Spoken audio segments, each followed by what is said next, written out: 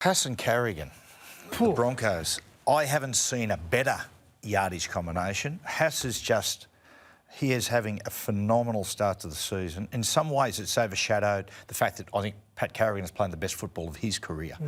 But that, you know, if you talk it like, it's funny, I was watching Haas, and what's become a trend in the game because of the speed and the rucks through the middle is the small 13. Yep. Yeah, who's built like a brick shithouse, low centre of gravity, got good foot speed and good footwork. In a lot of ways, Payne Haas is that player. Like, he has all those attributes. He's got a big centre of balance. He's fast. He's got good footwork. The only difference is he's 120 kilos. Yeah. He is just devastating at the moment. Yeah, like the Broncos have the perfect ingredients, like powerful forward pack, smart halves, athletic outside backs.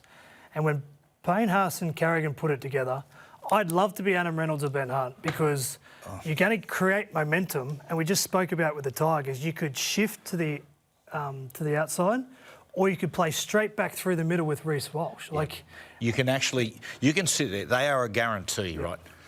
Guarantee go forward. So you could sit there, you know, we're working in combination. You say, listen, Coops, after this play, we're going to put this on because you know you're going to have momentum. Yeah, like Adam Reynolds could get really tricky with it. Like, he could say, righto, Carrigan and Haas just drive 2 tackles around. I'd put Reece Walsh out on the far left-hand side, and as Payne Haas starts carrying the football, send Reece Walsh all the way out the outside back to my inside and look like you're going to throw the ball out to the centres and just step back in straight through the middle. Because the middle forwards that have to have back-to-back tackles on one Carrigan, then Payne Haas, and then if you throw a dummy like you're going to the outside, they're going to go to sleep for half a second. Through that middle. Come straight back through. Let's have some of the great yardage combinations over the years. Firstly, contemporary one, Brian To'o and Dylan Edwards. Hard to go past. Yeah, hard when they go on 1 and 2. And then at the back end of those sets, you've got Fisher Harris and Leota over the last 4 or 5 years.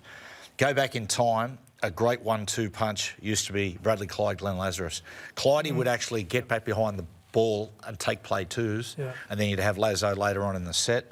Suro and Blocker were great. Like, Suro was just, you know, this huge man at the time, biggest guy in the league at the time. He'd take the yards, play it quick, and then Blocker would get on the run. Blocker had beautiful soft hands and skill awareness. A lot of Benny Elias off the back of that too, right? Well, the two, you know, you speak to people, almost the playmakers, the half and 5'8" for Balmain in those days was Blocker and Benny. And then, mate, you've got...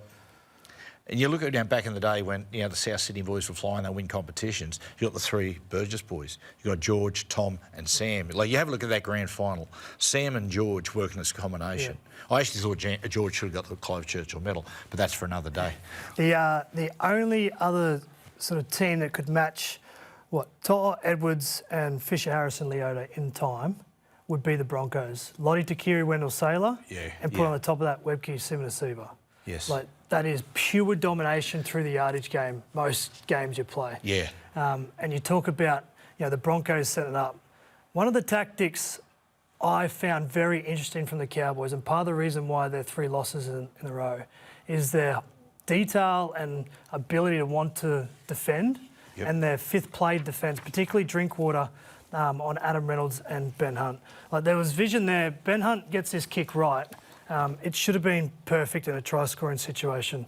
Drinkwater is out of position. When you're going into a game doing movements like this, see his body is turned. This is play 3 off a set tap.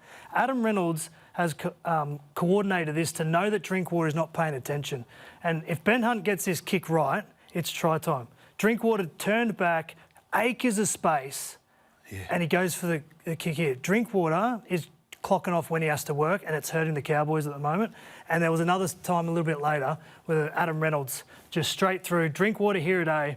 If there's one thing that Adam Reynolds gets right when the fullback's in the line is the early kick. Drinkwater missed that kick by a metre. It's because he didn't work early enough and fast enough early on. So I think there's a couple of things going wrong at the Cowboys at the moment, but if you're going to play against Adam Reynolds, the one thing you must do as a fullback is you've got to be on in 5th play. But he picked him apart on the weekend. His kicking was beautiful on the weekend. He's one of those players. Daly Cherry Evans is another one. He did it again against the Raiders. Yeah, he did. KO Weeks.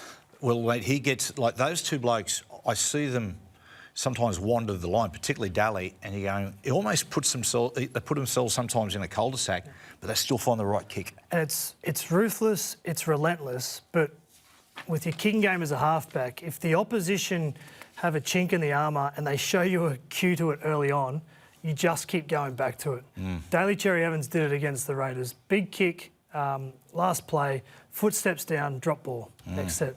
Big kick, footsteps down. It just kept coming. It's very effective. And you know, when you come up against a smart halfback and you spill the ball or you're out of position, you better fix it quickly, otherwise they're going to keep coming.